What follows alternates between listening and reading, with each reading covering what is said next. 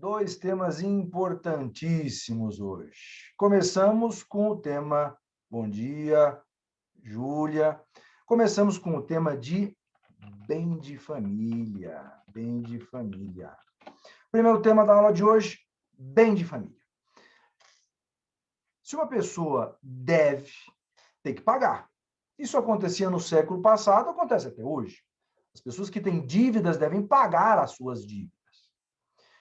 Se a pessoa não paga a dívida, o credor contrata um advogado ou uma advogada para entrar com a execução ou cumprimento de sentença. Se tiver um título executivo judicial, sentença do juiz, cumprimento de sentença. Se tiver um título executivo extrajudicial, cheque, nota promissória, duplicata, contrato assinado pelas partes e por duas testemunhas, é um título executivo extrajudicial, né? Por isso que o pessoal fala tanto em duas testemunhas no contrato. O contrato sem testemunhas é válido? É válido. Só que ele é um contrato, que já é importante. Para ele, além de ser contrato, ele se transformar em título executivo extrajudicial, precisa da assinatura das partes e mais duas testemunhas. Tem muita gente que não percebe isso. Professor, por que precisa de duas testemunhas? Não é que precisa. O contrato ele pode ser cumprido também. Mas aí você já entra com execução direto, porque ele é um título executivo extrajudicial. Então, você vai executar o título executivo e cobrar a dívida. Muito bem. E se o devedor não tem dinheiro para pagar? Pode penhorar as dívidas do devedor. Isso acontecia no século passado, continua acontecendo até hoje. O patrimônio do devedor serve como garantia de pagamento das dívidas. Se o devedor não paga, o credor, através do seu advogado, através da ação de execução ou cumprimento de sentença, pede a penhora dos bens do devedor. Só que no século passado, muitas pessoas e muitas famílias começaram a perder tudo. Perder dinheiro, patrimônio, imóveis, e no final sobrava um único imóvel e perdia também. Era penhorado também. Começou a ter, então, no século passado, uma pressão muito grande da sociedade de se criar uma proteção mínima. O devedor continua tendo que pagar, os bens continuam podendo ser penhorados, mas se sobrar só um único imóvel, uma casa, um apartamento, sítio, chácara, se sobrar só um único imóvel, aí vem a lei e protege. Essa lei era muito esperada, uma pressão muito grande da sociedade, e acabou sendo criada. Essa pressão aumentou muito na década de 80 do século passado, e foi criada, então, a famosíssima Lei 8.009 de 1990, chamada Lei do Bem de Família, Lei 8.009/90, que vocês nunca mais podem esquecer. Uma lei muito usada na prática, e aspecto prático eu vou falar daqui a pouco, inclusive. Passado mais alguns anos, entrou em vigor o nosso Código Civil em 11 de janeiro de 2003, e o Código Civil tratou de um tema chamado bem de família nos artigos 1711 a 1722 do Código Civil. E aí eu termino a parte histórica, essa evolução histórica, e enfrentamos a primeira pergunta aqui da nossa matéria. E aí, a Lei 8.009/90 permanece em vigor ou não? E a resposta é: doutrina pacífica, jurisprudência pacífica. A Lei 8.009 permanece integralmente em vigor. Já caiu exame de ordem, já caiu concurso, a pergunta. Não fique na dúvida. Integralmente em vigor. O que nós temos, então? Duas espécies. Nós temos duas espécies de bem de família, bem definidas, bem delimitadas, fácil de você perceber onde que está uma, onde que está outra. Nós temos a lei 8.009/90, que traz o bem de família legal. E temos o Código Civil, que traz o bem de família voluntário. Então, duas espécies. Uma espécie numa lei, outra espécie em outra lei. Está fácil de você lembrar e de você saber identificar. Então, hoje, quantas espécies de bem de família nós temos? Duas.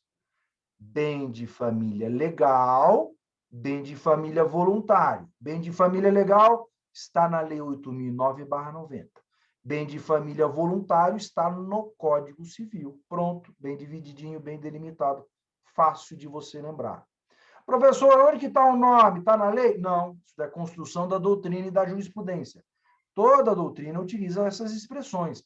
Bem de família legal, bem de família voluntário. Tem que saber. Entendimento aí pacífico da doutrina e da jurisprudência. Tá? Dada essa introdução já da matéria, podemos então chegar no conceito de bem de família. O que é o bem de família? Bem de família é o imóvel impenhorável da pessoa. É aquele último imóvel, aquele imóvel que vai ser protegido. Protegido como pela lei? A lei fala, opa, esse imóvel aqui é impenhorável, mas só um imóvel. Se eu tenho 5 imóveis, penhora 4, sobra 1. Então, cuidado. O imóvel da pessoa pode ser penhorado por conta de dívidas? Pode.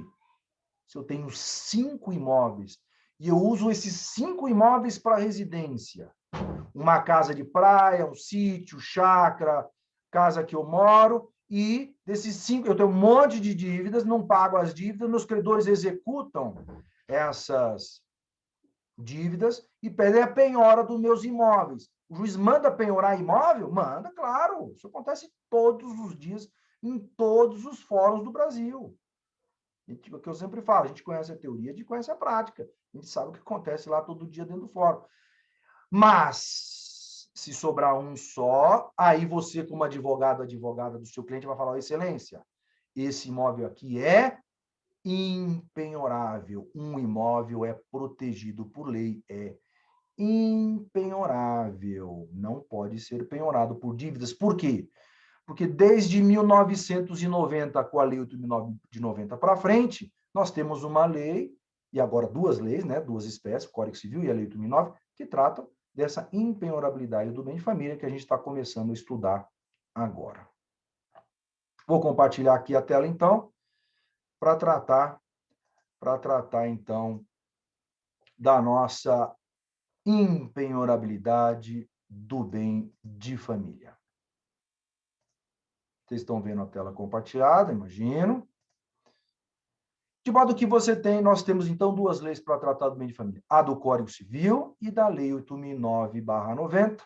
Conceito, então, eu já dei, é o imóvel impenhorável, por determinação da lei. Tem duas espécies.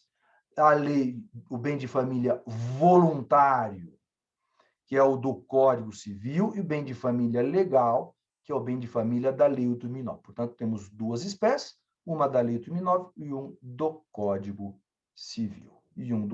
Civil. A Marcela está perguntando aqui, a parte pode escolher qual imóvel vai ser penhorado?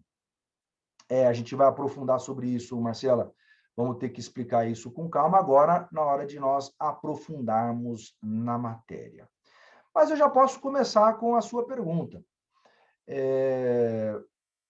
E algumas questõezinhas aqui no começo da matéria, eu ia falar aqui no próximo slide, mas podemos já enfrentar aqui, antes mesmo do próximo slide, a pergunta da Marcela.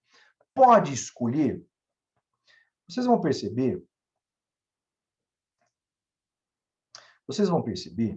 que, se você fizer um levantamento no fórum, que 99% das vezes que o advogado ou advogada alega bem de família, e isso acontece muito no fórum, muito comum, muito utilizado no fórum, a alegação de bem de família. O advogado está ali para defender o seu cliente. Tu vai falar, excelência, é impenhorável. Esse imóvel aqui do meu cliente não pode ser penhorado. 99% das vezes se utiliza a Lei 8.009/90. Por quê? Porque a Lei 8.009/90 é bem mais simples, bem mais fácil.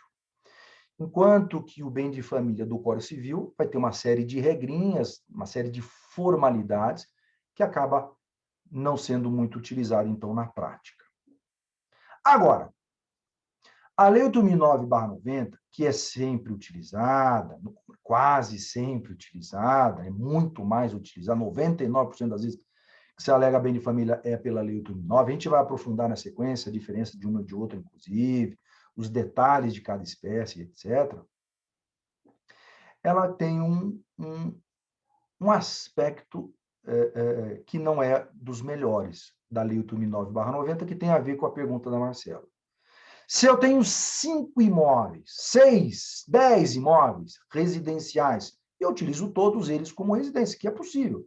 Você tem casa na praia, você tem a casa que você mora, você tem chácara e assim por diante.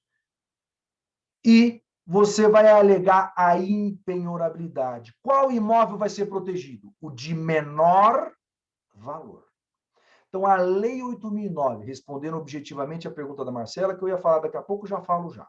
A Lei 8.009 vai proteger o imóvel residencial de menor valor. Então, você não vai escolher. Vai ser o imóvel residencial de menor valor. Se for alegar, Lei 8.009/90.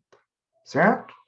Se for usar o Código Civil, aí você pode utilizar um que não seja de menor valor, desde que seja registrado, que eu vou explicar daqui a pouco como é que vai funcionar isso.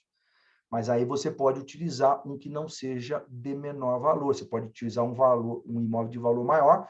Aliás, essa é a grande vantagem do Código Civil, tá? Que eu vou explicar isso com mais calma na sequência, tá bom?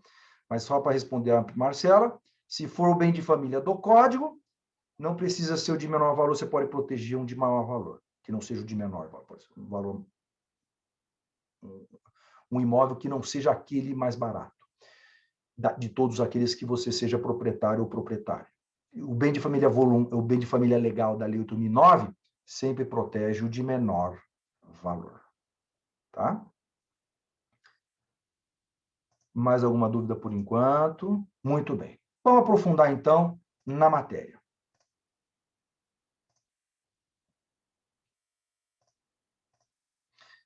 Como que se cria um bem de família? Como que nasce um bem de família? Qual que é a instituição, a criação do bem de família? A instituição. Instituição no sentido de se instituir, de se criar, de nascer o bem de família. Como que nasce um bem de família? Além de eu explicar tema por tema do bem de família, eu coloquei aqui um paralelo para a gente saber as regrinhas do bem de família legal, de um lado, bem de família voluntário, de outro lado, tá? Com isso, a gente não só estuda tema por tema do bem de família, mas a gente consegue fazer a comparação. Como é que funciona o bem de família voluntário, como é que funciona o bem de família legal. Ou seja, bem de família legal da Lei 8.009 e o bem de família voluntário do Código Civil. Bem de família legal. Como que se cria o bem de família legal? É automático da lei. Essa é uma vantagem, uma facilidade. Decorre automaticamente da Lei 8.009/90. Em outras palavras, você, advogado, advogada, vai alegar para o seu cliente, para o juiz, sem qualquer exigência da lei. Nada precisa ser feito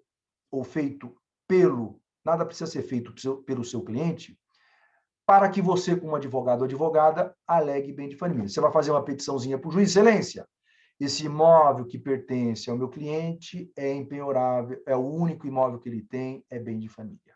Pronto, só isso. Tá? Prova que ele é dono, é impenhorável. Ponto final, Lei 8.009/90. O que o seu cliente tem que ter feito antes para você poder alegar a impenhorabilidade para ele? Nada. Nada precisa ser feito. Por quê? Repito, é automático da lei. Basta que seu cliente seja dono do imóvel. Decorre automaticamente da lei a impenhorabilidade do bem de família. Por isso, essa é uma outra razão que é muito mais fácil usar a Lei 8.009/90.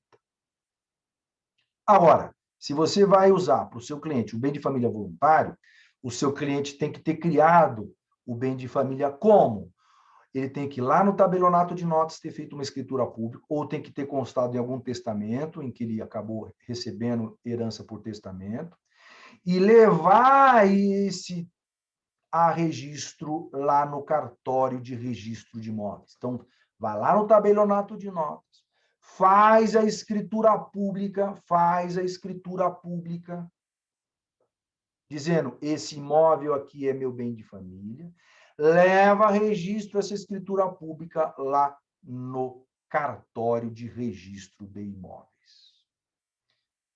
Por quê? Porque só a partir do registro no CRI, no cartório de registro de imóveis, só a partir do registro é que vai proteger e vai poder alegar das dívidas contraídas depois do registro. É que você vai poder alegar bem de família para o seu cliente. Repito a regrinha aqui, então, do bem de família voluntário. Repito, qual é a regrinha aqui do bem de família voluntário? Tem que registrar a casa como sendo bem de família,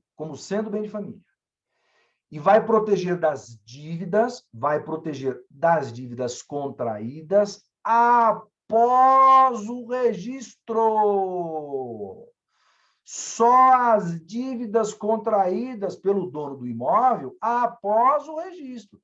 As dívidas que ele contraiu antes do registro, você não pode usar bem de família do código. Ah, professor, você vai me perguntar, mas aí eu posso usar a lei 8.009/90? Pode. Lei 8.009/90 você pode usar de qualquer dívida. Qualquer dívida. Tá? Não tem, independentemente do momento que ela foi contraída. Tá?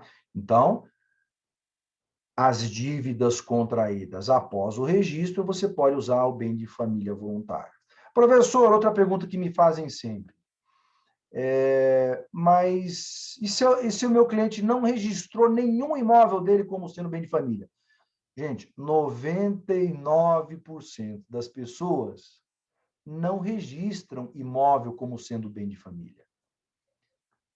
Aí, o que você vai fazer para o seu cliente? Usar a Lei 8.009/90, dizendo um imóvel dele é impenhorável, o dele ou dela, do seu cliente, ou da sua cliente, é impenhorável, vai ser usado. Por isso que 99% das vezes, na prática do fórum, se utiliza bem de família legal.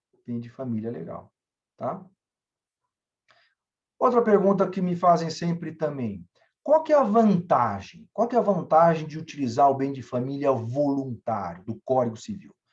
Porque para usar a Lei 8.009, não precisa fazer nada e alega bem de família e é impenhorável. Pronto, está resolvido.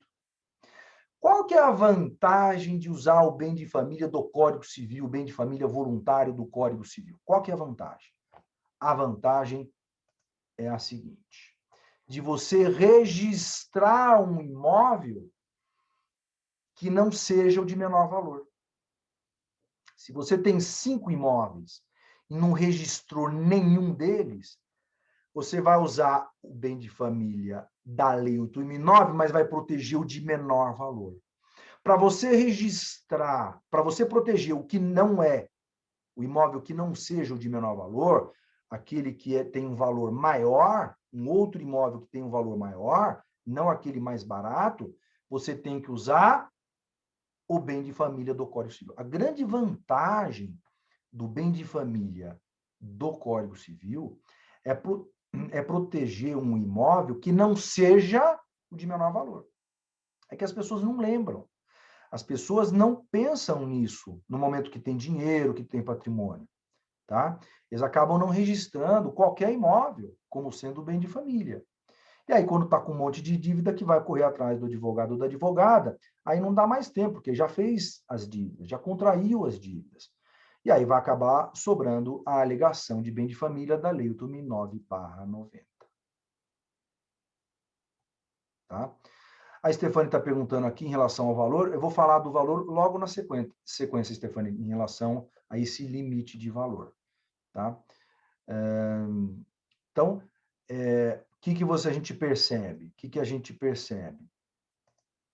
Aqui, a vantagem do bem de família voluntário é escolher um imóvel que não seja o de menor valor. É para isso que serve o bem de família voluntário. Vamos falar do valor, mas antes disso, tem uma pergunta aqui da Marcela: imóvel, mesmo registrado como bem de família, pode ser penhorado, como no caso de dívidas anteriores ao registro? Correto? Sim. Em relação às dívidas contraídas antes do registro, não dá para alegar bem de família voluntário. O máximo que você vai poder fazer é usar e alegar bem de família legal da Lei 8.009. E aí, tudo bem, vai ser impenhorável, mas com base na Lei 8.009/90, não com base no Código Civil. Tá? Outra pergunta aqui, no registro pode escolher apenas um imóvel como bem de família? Sim. Sempre. Bem de família, gente, sempre. Seja bem de família voluntário, seja bem de família legal. Sempre. Bem de família é apenas um imóvel. Sempre apenas um único imóvel. Tá bom? Sempre apenas um único imóvel. Nunca mais do que um, doutrina pacífica, jurisprudência pacífica. E aí tem a pergunta da Stefane sobre o limite de valor, que é o que nós vamos ver agora. Existe algum limite de valor, limite máximo de valor? Bem de família legal. Bem de família legal não tem limite, sem limite de valor. Então, para alegar impenhorabilidade de um imóvel, se eu tiver um imóvel só residencial, vamos supor que a pessoa tenha 10 milhões de reais em dívidas e tem um único imóvel no valor de 5 milhões de reais, portanto, de alto valor. É um único imóvel, mas é um de alto valor. Pode alegar impenhorabilidade do bem de família? Pode. Pode. Então, não tem limite máximo de valor. Bem de família legal, sem limite de valor. Sem limite de valor. E o bem de família voluntário já tem limite. O Código Civil limita o valor do imóvel, do bem, limita o valor do bem em 1/3 do patrimônio líquido. 1/3 do patrimônio líquido. No momento do registro, no momento em que ele é criado, artigo 1711. Então, no momento em que é criado o bem de família, vamos supor, vou dar um exemplo aqui. Tem que verificar imóvel até 1/3. Então, vou dar um exemplo. Vamos supor que a pessoa tenha um patrimônio de 7 milhões de reais, patrimônio total, dinheiro no banco, imóvel, casa, terreno, carro, fazenda, somando tudo deu 7 milhões de patrimônio. E tem 1 milhão de dívidas. 7 milhões de patrimônio, 1 milhão de dívidas. 7 menos 1, 6 milhões, 6 milhões de patrimônio líquido. Patrimônio líquido é o patrimônio total menos as dívidas, tá? 6 milhões de patrimônio líquido. Desses 6 milhões de reais de patrimônio líquido, você divide por 3, né? 1/3, divide por 3. 2 milhões de reais é 1/3 de 6. Então, qualquer imóvel, casa, apartamento, sítio, chácara, qualquer imóvel, fazenda, até 2 milhões de reais. Até 2 milhões de reais, 1/3, né, do patrimônio líquido, até 2 milhões de reais, 2 milhões ou menos, né? Você pode registrar no cartório de imóveis como sendo o seu bem de família. Como sendo seu bem de família. Tá? Ah, professor, me perguntam sempre assim também. Bom, depois que eu registro, a pessoa vai contraindo um monte de dívidas, né? E aí o patrimônio dela vai diminuindo. Aí vai continuar sendo empenhorável? Vai, o objetivo é esse. Você trava, protege aquele imóvel lá de 2 milhões, por exemplo, um apartamento de 2 milhões de reais. E a pessoa, de repente, vai arriscar, vai fazer um grande empréstimo bancário e faz esse empréstimo depois de registrar. E acaba dando errado aquele empréstimo para montar uma empresa, etc., quebra a empresa, fica com um monte de dívida, mas aquele apartamento está protegido. Ele tinha 6 milhões, não é isso? Apartamento de 2 milhões, mais 4 milhões de reais em dinheiro, em veículo, em outros imóveis, etc. Ele perde 1, perde 2, perde 3, ele perde tudo. Os outros 4 milhões ele perde. Fica só com o apartamento que vale 2 milhões. É impenhorável. Aí é impenhorável porque no momento que ele registrou, no momento que o proprietário registrou, estava dentro daquele 1/3 do patrimônio líquido. Estava dentro de 1/3 do patrimônio líquido. Tá?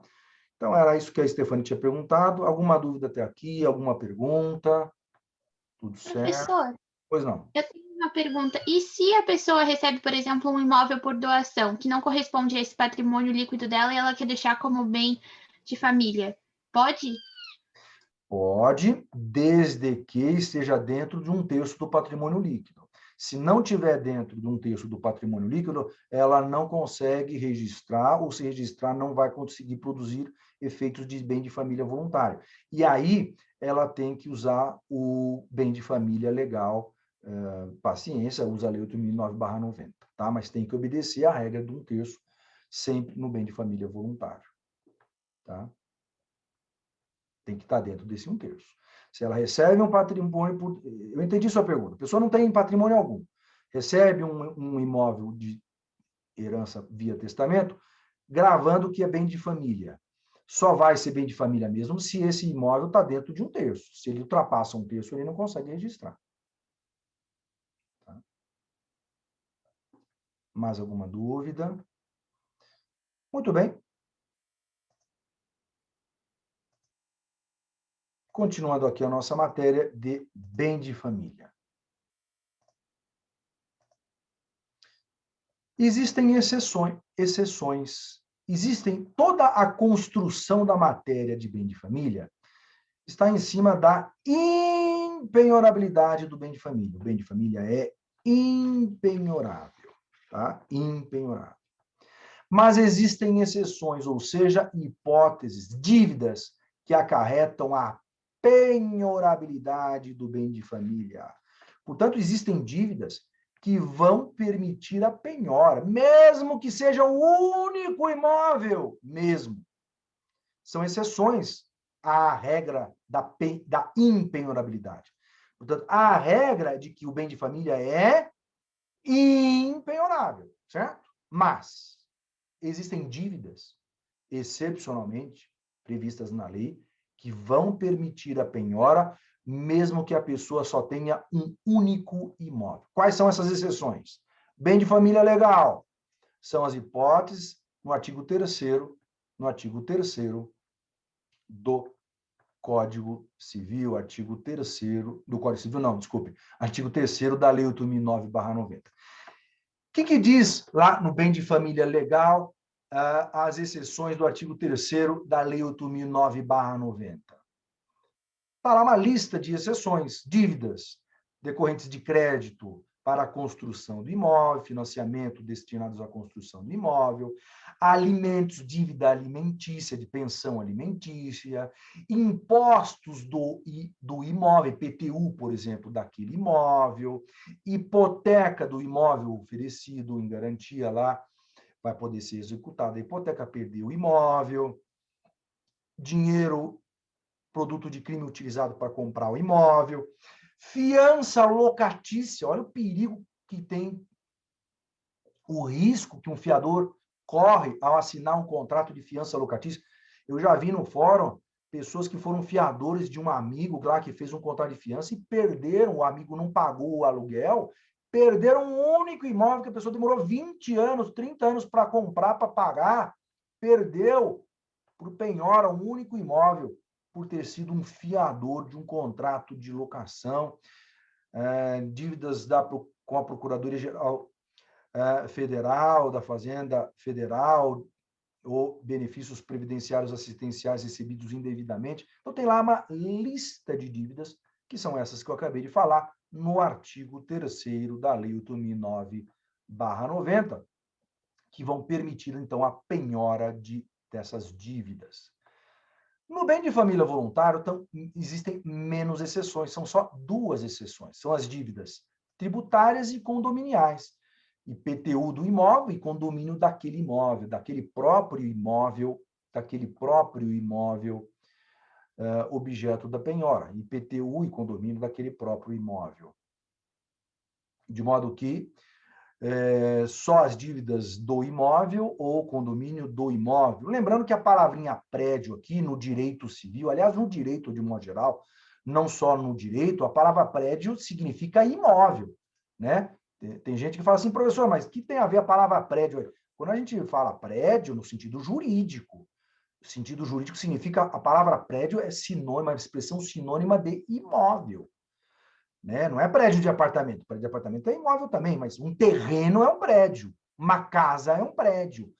Um apartamento é um prédio. A palavra prédio no Código Civil, aliás, no Código Tributário, na legislação de modo geral, a palavra prédio significa imóvel. Então, é verdade que o IPTU significa Imposto Predial de Prédio. Imposto Predial e Territorial Urbano. Você paga IPTU de terreno. Terreno é um prédio, terreno é um imóvel, né? Então, cuidado com a palavrinha prédio no sentido jurídico, que eu estou utilizando no sentido de imóvel. Todo imóvel, no sentido jurídico, é um prédio, tá? Então, nessas exceções, é possível penhorar o imóvel do devedor. Você poderia me perguntar, professor, mas não tem uma discussão sobre a constitucionalidade disso? Já teve discussão. Supremo Tribunal Federal já discutiu isso e entendeu que essas exceções são constitucionais. Então, já tem decisão do Supremo Tribunal Federal sobre a constitucionalidade dessas exceções.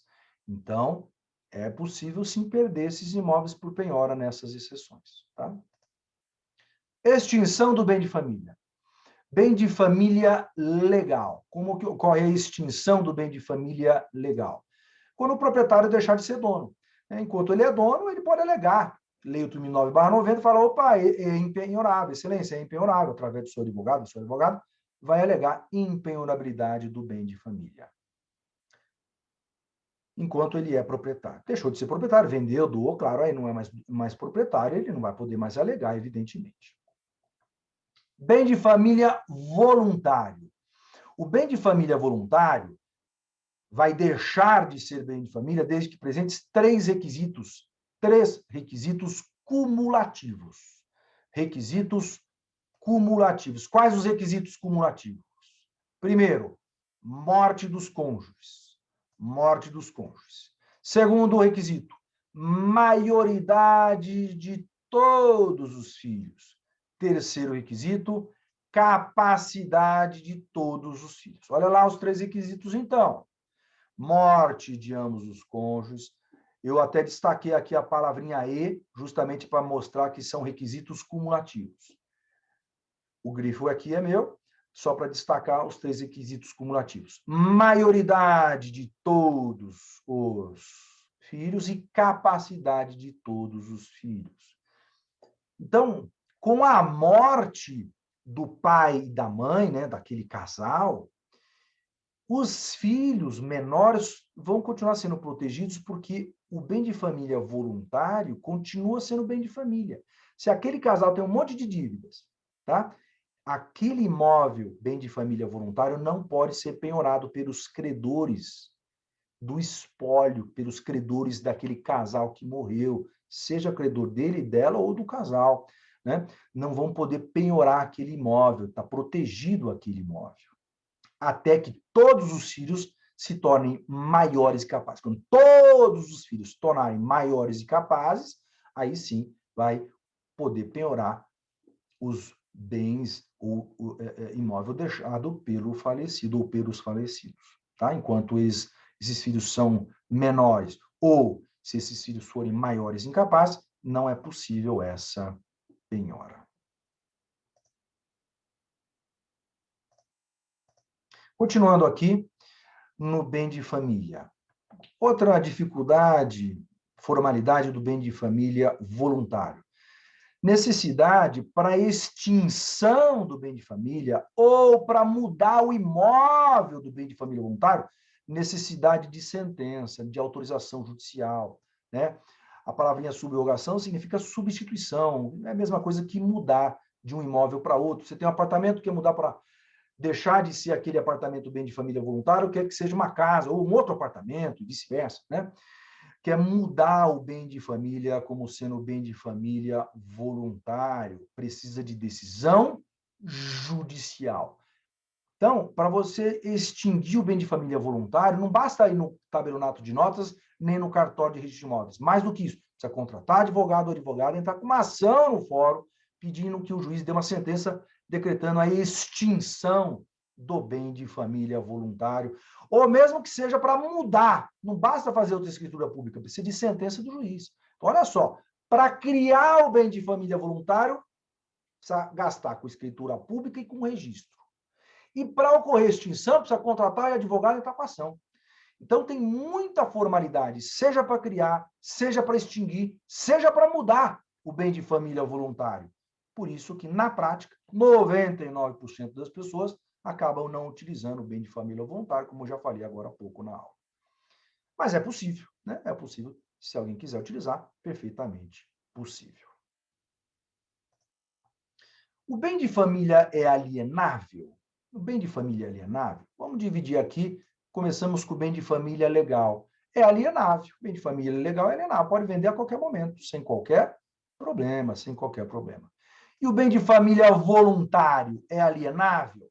Em regra, é inalienável, salvo autorização judicial, artigo 1717. Precisa de autorização judicial, intervenção obrigatória do Ministério Público, se houver interesse de incapaz, se houver interesse de incapaz ou de nascituro, havendo interesse de incapaz ou de nascituro, intervenção obrigatória do Ministério Público. Então, olha só que interessante. Para alienar um bem de família voluntário, também precisa de autorização judicial. Em regra, é inalienável. Enquanto que o bem de família legal pode vender a qualquer momento, sem qualquer problema. Outra diferença nas formalidades, novamente, o bem de família voluntário é muito mais formalidades, exige muito mais trabalho, cuidado, até para a alienação do bem de família voluntário. Algumas questões finais aqui sobre bem de família. Algumas questões rápidas de doutrina e de jurisprudência, mas que é importante saber. Bens móveis. Os bens móveis fazem parte do bem de família? Sim, os bens móveis que guarnecem a residência, que sejam importantes para a vida digna da pessoa. Exemplos da jurisprudência: geladeira, fogão, cama, colchão, micro-ondas, sofá, são considerados bens móveis importantes para a vida digna da pessoa. Além desses, outros ainda, televisão, uma televisão, um rádio, computador, também são bens móveis impenhoráveis. Então, quando eu falo imóvel, diz a jurisprudência, não é só o imóvel, é o imóvel e mais os bens móveis que guarnecem a residência, importantes para a vida digna da pessoa, conforme esses exemplos que eu dei, exemplos da jurisprudência. Outra questão importante se refere à pessoa solteira. O solteiro é a pessoa solteira, divorciado, divorciada, viúvo, viúva. Pode alegar bem de família? Resposta: pode. Súmula 364 do Superior Tribunal de Justiça. Essa discussão já ficou para o passado. STJ pacificou que a pessoa solteira pode alegar, sim, bem de família, sem qualquer problema. Sem qualquer problema.